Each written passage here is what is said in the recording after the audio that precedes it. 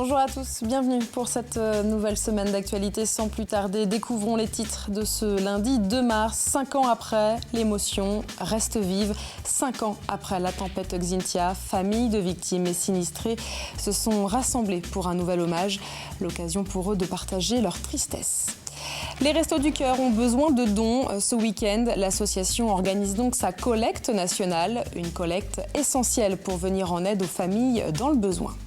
Enfin, le cirque comme outil pédagogique sur la piste et au travers des numéros, les tout-petits apprennent en effet l'école de la vie. Il y a 5 ans, la tempête Xynthia venait de frapper la Vendée. 29 personnes avaient alors perdu la vie et des centaines de familles se retrouvaient sinistrées. 5 ans plus tard, l'heure reste évidemment au recueillement, mais également à la douleur. Carl Laboureux a suivi les commémorations organisées dimanche à La Faute-sur-Mer. Bouquet de fleurs et gerbes à la main, les familles de victimes ont ouvert le cortège pour ces enfants, parents ou grands-parents d'un ou de plusieurs disparus. Le devoir de mémoire est important, tout comme la douleur qui évidemment ne s'effacera jamais. Oublier, non, parce que ça, c'est une chose qu'on n'oubliera jamais, c'est pas possible. Quand on perd sa fille et puis son gendre dans une épreuve pareille, en plus savoir comment ils sont partis. Ils ne sont pas partis comme ça, hein. Ils sont partis, ils ont lutté pendant 1h30, puisque des voisins nous ont raconté toute la scène. Alors ça, vous savez, c'est dur, hein. C'est dur, c'est une angoisse permanente. C'est très vif dans la mémoire des victimes, tout ce qui s'est passé. En plus, effectivement, aujourd'hui, on a beau temps, ça correspond à un temps qu'on avait le lendemain de la tempête Xynthia. Sensiblement identique et tout ça fait que évidemment ça joue un petit peu sur le moral des personnes qui sont ici.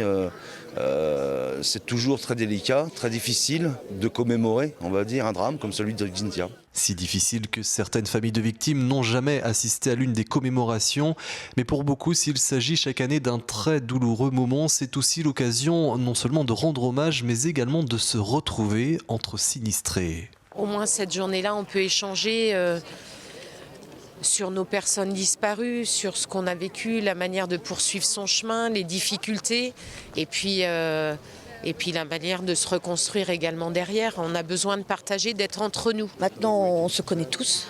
On a l'impression, vous savez, d'une famille très soudée.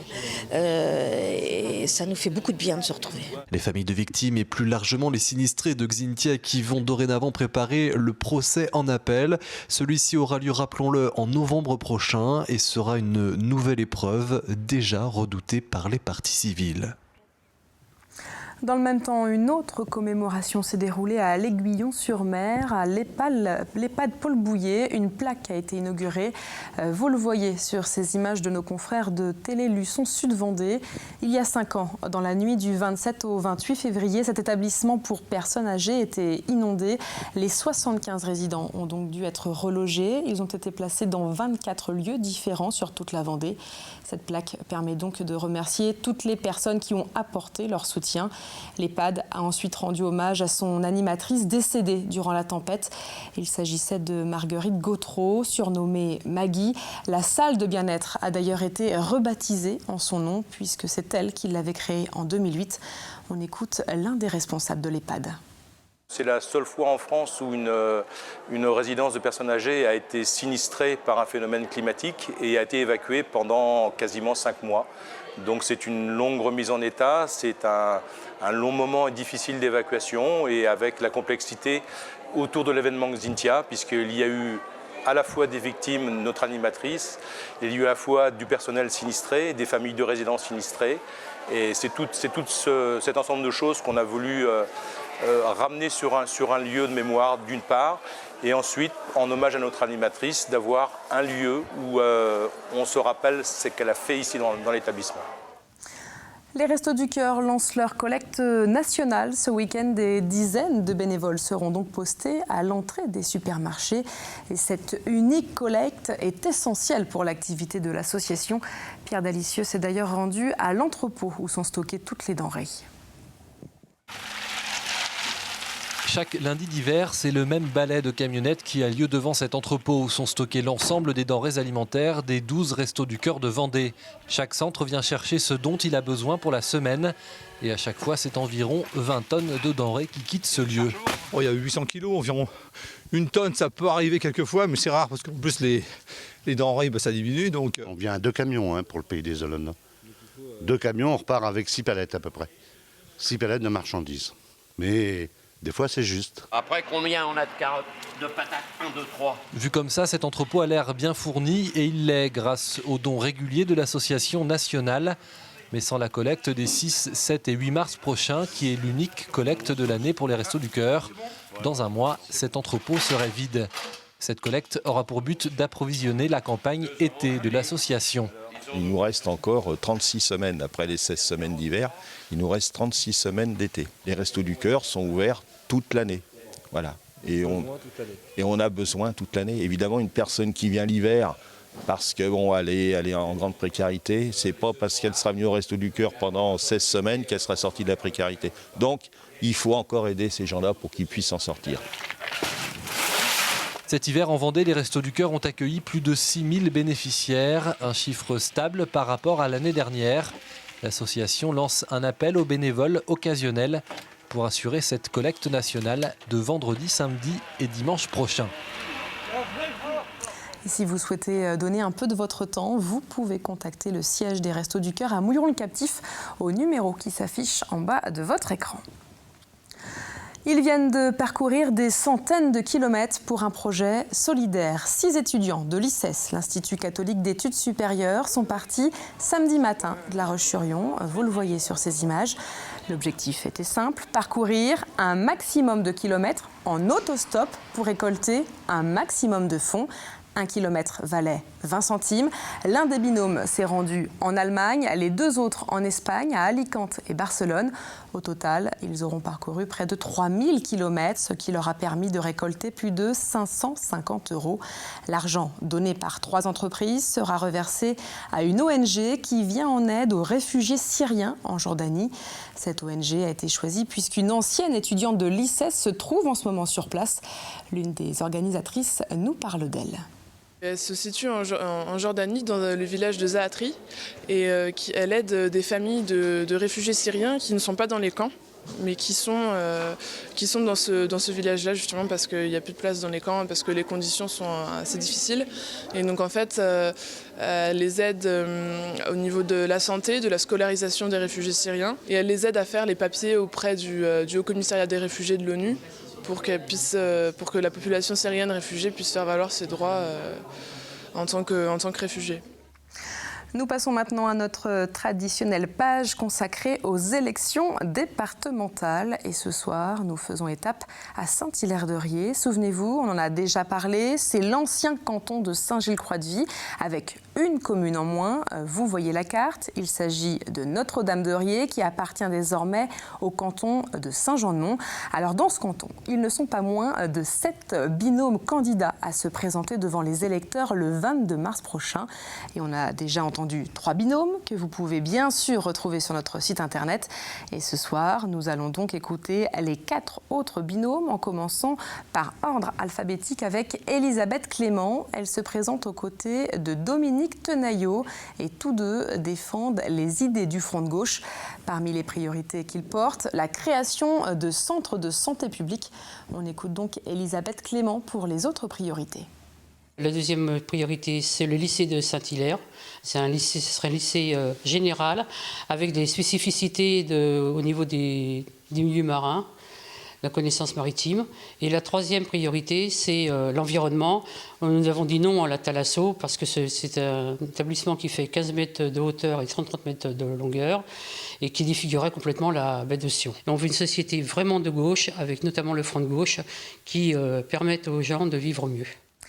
Autre binôme candidat sur ce canton de Saint-Hilaire-de-Riez, celui d'Europe Écologie Les Verts, avec Marine Coulet et Mathieu Guilloton. Ils veulent notamment favoriser le lien intergénérationnel en permettant l'installation des jeunes et en développant les structures d'accueil pour les personnes âgées. On écoute Marine Coulet pour les autres priorités. Cela commence par la construction d'un collège dans le sud du canton, vers Brême ou Landevieille, pour désengorger les collèges de Saint-Gilles et pour que nos enfants aient moins de trajets quotidiens.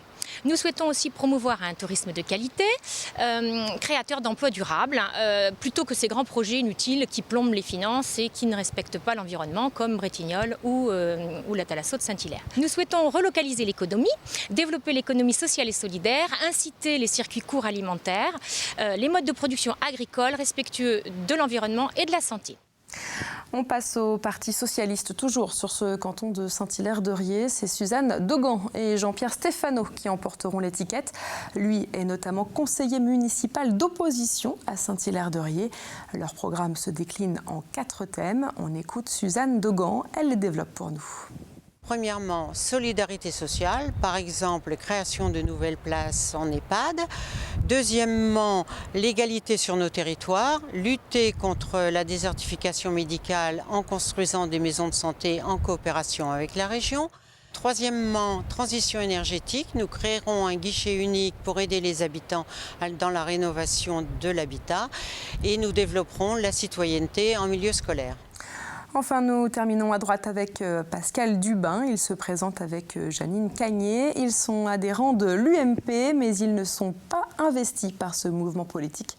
On écoute donc Pascal Dubin, qui était tête de liste l'année dernière au municipal à Saint-Hilaire-de-Riez. Il nous présente les grands axes de leur campagne. Notre première priorité sera bien entendu le bien-être des seniors, renforcer l'action en faveur des personnes âgées. Deuxièmement, le développement économique autour du Vendée-au-Pôle pour qu'il y ait bien entendu plus de création d'emplois et moins de RSA. Et troisièmement, la protection de l'environnement et du patrimoine contre le bétonnage de notre trait de côte. Il y a du nouveau du côté de la 831. Le Premier ministre vient en effet d'adresser un courrier au député socialiste du Sud-Vendée, Hugues Fourage. Un courrier dans lequel Manuel Valls réaffirme la volonté de l'État de poursuivre le projet, notamment en lançant l'appel à candidature auprès des entreprises ou en permettant à la déclaration d'utilité publique d'être prolongée au-delà du mois de juillet prochain. Cette lettre du Premier ministre relance donc l'espoir chez les défenseurs de la 831. Et ce, même si des désaccords politiques ont vu le jour entre la gauche et la droite sur ce dossier, à quelques semaines du premier tour des départementales. Comme chaque lundi, on s'intéresse à l'actualité sportive. Et ce week-end, c'est la victoire qui était au rendez-vous, notamment pour les joueurs de hockey sur glace, de volley et de rugby. Résumé en images, regardez. On commence ce résumé sport avec l'écrasante victoire du Ogli Maillot Noir face à Boulogne-Billancourt dans le cadre des play-offs Division 2. Les Aigles premiers de la poule A étaient les favoris sur le papier, Boulogne-Billancourt n'étant que 8e de la poule B. Et sur la glace, la domination lyonnaise est bien là. Les hommes de Juraj Oselka ont frappé à 9 reprises contre 3 pour les visiteurs. Avec cette belle victoire, le Ogli rejoint les quarts de finale où il sera opposé au Savoyard d'Annecy. En volley, play-off également pour les Herbretais, ici en bas de l'écran, qui rencontraient Strasbourg en élite masculine. Après un mois de trêve, le jeu collectif Herbretais se remet doucement en place. Des fautes sont à noter, mais les hommes de Mohamed Benani s'imposent sur le premier set 25-23. Le second sera à l'avantage des Alsaciens, 26-24, avant que les Herbretais ne reprennent la main sur les 2 derniers sets, 25-16 puis 25-23. Il faudra maintenant plus de constance dans le jeu, selon l'entraîneur Mohamed Benani, pour passer les tours suivants. Du rugby pour finir et la victoire réconfortante de Fontenay-Luçon, maillot noir et jaune face à Poitiers. Avec sa position de relégable, seule la victoire comptait pour les hommes d'Arnaud Lebon-Rouault. Et le challenge a été relevé face à une équipe de Poitiers, elle aussi en fin de tableau. À la 18e minute, Fontenay-Luçon ouvre le score sur pénalité, avant que Laurent n'égalise pour Poitiers 6 minutes plus tard. Les Poitevins qui repassent même devant au retour de la pause sur cette nouvelle pénalité. Mais Swan Puel, 7 minutes plus tard, sur ce bel essai, permettent aux locaux de reprendre la main, 8-6. Et en toute fin de rencontre, Caddy enfonce le clou avec ce nouvel essai, 13-6. Au classement général, Fontenay-Luçon est avant-dernier avec 23 points. Et puis en foot en national, les joueurs du Poiré-sur-Vie ont enregistré ce week-end une nouvelle défaite. Luçon, de son côté, a fait match nul sur sa pelouse. En CFA, les matchs ont été reportés après la pluie des derniers jours. Les terrains étaient en effet impraticables. On va retrouver à présent les tout-petits, puisqu'à Saint-Gilles-Croix-de-Vie, les élèves de maternelle ont quitté les bancs de l'école pour la piste aux étoiles. Le temps d'une semaine, les élèves ont en effet découvert l'apprentissage autrement. Aurélie Horner les a retrouvés à l'heure des cours, sous le chapiteau bien sûr. Et maintenant, poésie et légèreté avec la jonglerie des foulards. Ce matin, c'est répétition générale pour ces élèves d'école maternelle. Car ce soir, c'est le grand soir. On va faire un cirque, on va faire un spectacle. Après une semaine d'initiation et de répétition, chaque enfant a sa spécialité et connaît son numéro par cœur. Des roulades, le trapèze. On fait l'étoile avec le cochon pendu et le crayon. Tu prends deux foulards, tu le lâches, tu l'attrapes, tu le lâches, tu l'attrapes. Tu jongles avec les foulards comme ça. Une immersion dans l'univers du cirque, une façon plus ludique pour les enfants de commencer leur apprentissage scolaire. Le monde du cirque est tellement riche et tellement vaste que pour nous, école maternelle, c'était l'occasion effectivement de travailler toutes les disciplines. Par le cirque, on peut aborder évidemment les activités motrices, physiques, on peut aborder la maîtrise de la langue orale, la littérature de jeunesse, les mathématiques avec le repérage dans l'espace. Donc c'est vraiment très très riche pour nous et ça répond complètement au programme et aux exigences de l'éducation nationale. C'était l'occasion, à partir d'un événement vécu, d'intéresser les enfants et d'amener vraiment quelque chose de plus vivant à l'école. Pour les former, des professionnels du cirque, la famille Ritz en particulier, venue spécialement pour l'occasion. Déjà, c'est le contact avec les enfants, parce que c'est rigolo, c'est amusant, parce que c'est jamais pareil, il n'y en a pas un, les enfants sont tous différents. Voilà. Et puis ensuite, ce qui est intéressant pour nous, c'est qu'on peut rester sur les emplacements. Il y a une semaine entière, c'est moins difficile pour nous au niveau des autorisations. Des projets comme ça, c'est du sûr. Ça fait que nous, on peut arriver. On se place et puis au moins on peut gagner notre vie, quoi. Ce vendredi soir, on attendait donc plus de 450 personnes sous le grand chapiteau du cirque Ritz pour un spectacle mêlant numéros des élèves et ceux plus professionnels des circassiens. Comme chaque lundi, on ouvre l'agenda et les grands rendez-vous se dérouleront surtout en fin de semaine. Vendredi, samedi et dimanche prochain, ce sera donc la collecte nationale des Restos du Cœur. Durant 3 jours, les bénévoles de l'association inviteront les clients des grandes surfaces à donner des denrées alimentaires à l'occasion de leurs courses. Et puis dimanche, un événement important après la fête des grands-mères ce dimanche, le 8 mars, ce sera la journée de la femme. Voilà donc pour les grands rendez-vous. Avant ça, on va s'intéresser au temps prévu pour demain et ce mardi 3 mars restera gris et pluvieux. Il faudra attendre à la fin de la journée pour espérer voir apparaître quelques éclaircies.